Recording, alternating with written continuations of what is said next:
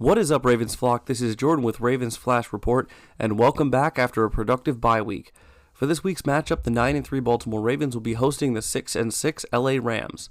The Rams come to Baltimore riding a 3-game win streak, which includes a 17-16 win over Seattle in Week 11, a 37-14 win against Arizona, followed by last week's 36-19 win over the Browns. The Ravens, meanwhile, are coming off their bye week, which usually results in a win for the Ravens, as they are 12-3 after a bye week under John Harbaugh during his tenure. And in this video, we're going to be taking a look at how both quarterbacks have been performing this season, how their offensive weapons and defensive units look overall entering the game, and several keys to victory for both teams that potentially could determine the winner. So, we'll find out this upcoming Sunday if the Rams' win streak will continue or the Ravens' post-bye domination will continue. Let's get to it. They're going to get a Super Bowl out of me. Believe that. Believe that.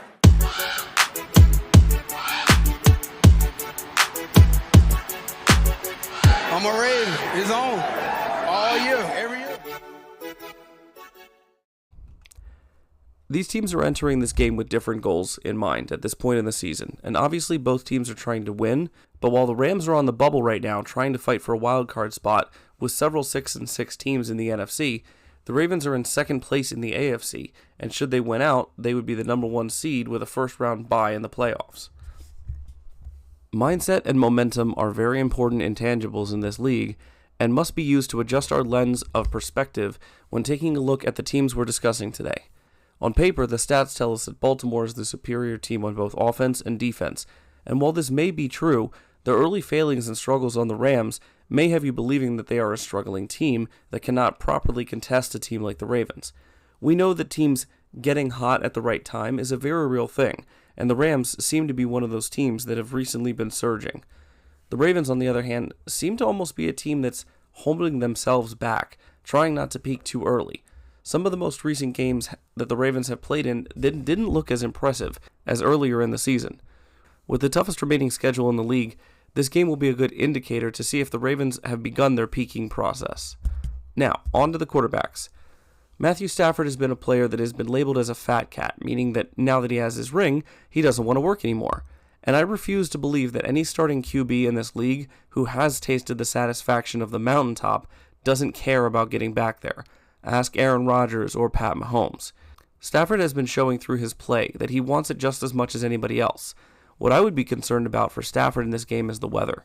As I'm recording this, the current weather report for Sunday's game calls for 65 and rainy with 10 to 12 mile per hour winds.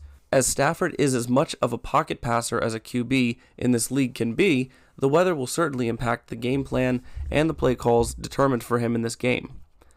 On the other side of the matchup, we have Lamar Jackson, and although he has indeed been airing the ball out more this season and spreading it around, this first-place rushing attack is still the bread and butter of this offense. The downside of that, of course, is the issue with this team continues to have fumbles. I thought we were clear of this issue for 2 games in a row without one, but then lo and behold, during the Chargers game we see the problem rear its ugly head again. If the Ravens, and by extension Lamar, plan on running the ball around 30 times a game, they need to continue to protect the ball and make that their top priority. In the Chargers game, we saw the offense for the first time without Mark Andrews, and it looked unsteady. Yes, Mark is obviously an important part of the offense, but to have him out means you have to rely on your other playmakers more, and this of all years is one where we can actually stomach this loss the best. I believe we'll see an improved offense this Sunday despite the weather, simply due to adjustments by Todd Monken and more time for his work on his play calling over the bye week. Even though this game looks more likely to be a low-scoring physical ground-and-pound game, the receivers on both sides will be involved, and for the Rams, I'm most concerned with rookie sensation Puka Nacua. He's a good route runner and he has decent speed, but what worries me is his ability to get into space with the ball. Cooper Kupp is always a threat, and as he gets healthier, he's going to command a lot of attention from our secondary.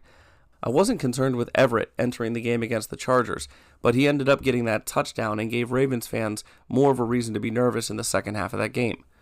We'll have to see if Tyler Higbee is good to play or not, as he didn't practice on Thursday with a neck injury designation. Either way, this Rams receiving core is yet another good group that the Ravens secondary will have to limit if they're going to keep this offense contained. The Ravens receiving core, as I alluded to earlier, is probably the best group the Ravens have ever had. With a week off, I'm hoping that OBJ has gotten healthier and can continue to improve his production week in and week out, especially with Andrews out.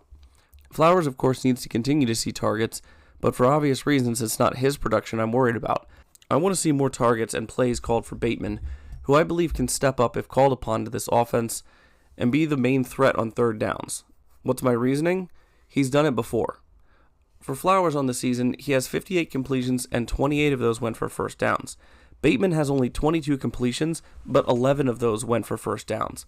With Andrews out and OBJ needing to step up as an every down receiver, I think Bateman can step into that crucial third down chain mover role for this offense.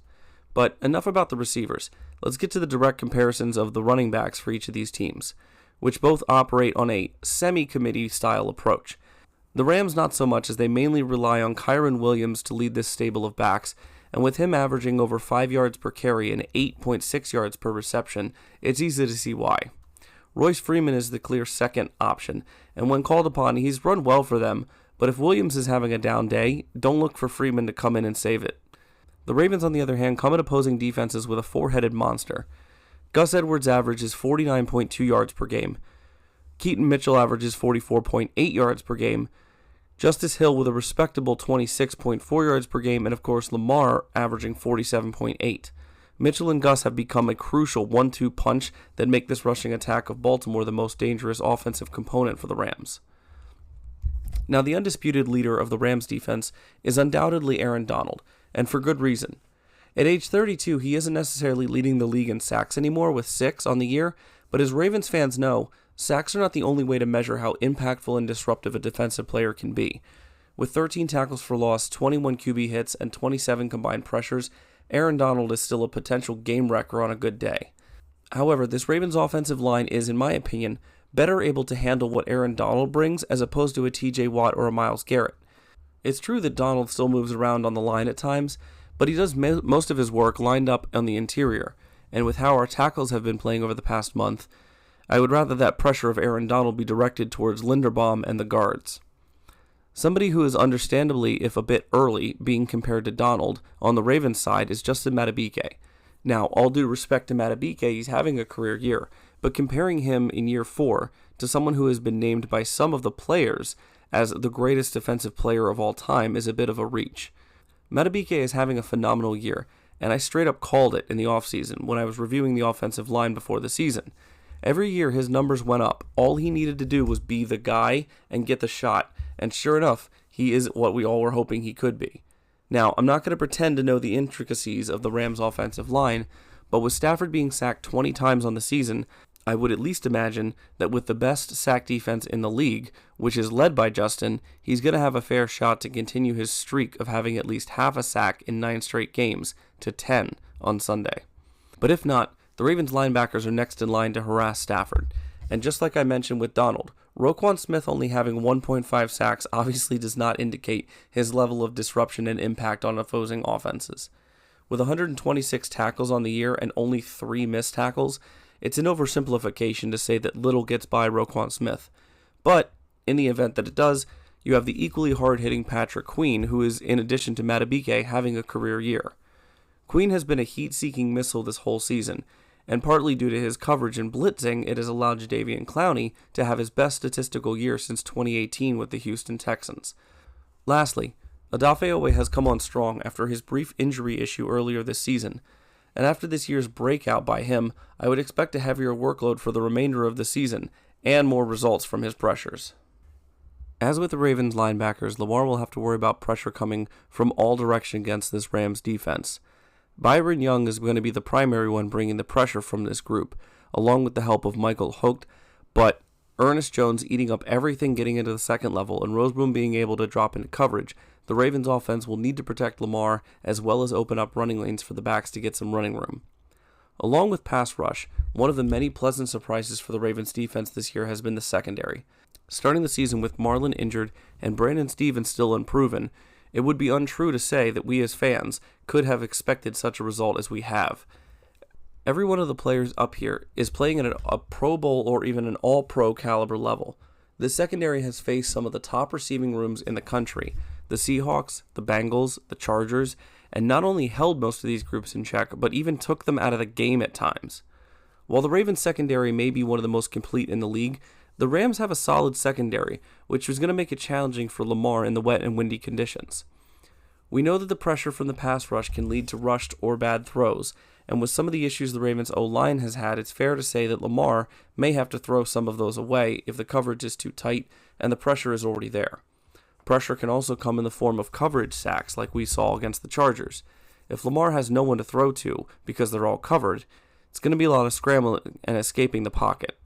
This Rams secondary doesn't have to be the best in the league to create turnovers and get stops against the Ravens offense. It just has to cover long enough for the pass rush to get to Lamar. In fact, containing Lamar and getting him off the field on third down is the first key to victory for the Rams defense. Lamar is a master of escaping defenders when they think he has nowhere to go. The Rams need to make sure there aren't any holes he can escape from in a collapsing pocket. Lamar also loves controlling the middle of the field by using his tight ends as well as guys working out of the slot like OBJ. If the middle of the field is not open, Lamar has less options and will then be forced to take what the defense is giving him, which puts the defense more in control. For the Rams offense, given the conditions the game will be played in, air yards will be much less important than the yards after catch. And last, the Ravens have been susceptible to runs up the middle of the D-line, so the Rams should exploit this until it doesn't work, because tiring out those big guys in the middle and giving your O-line the advantage early can be huge in the fourth quarter. For the Ravens defense, they've been top 5 at not allowing big plays, and that needs to continue in this game. Keep everything in front of you and make them earn every inch down the field.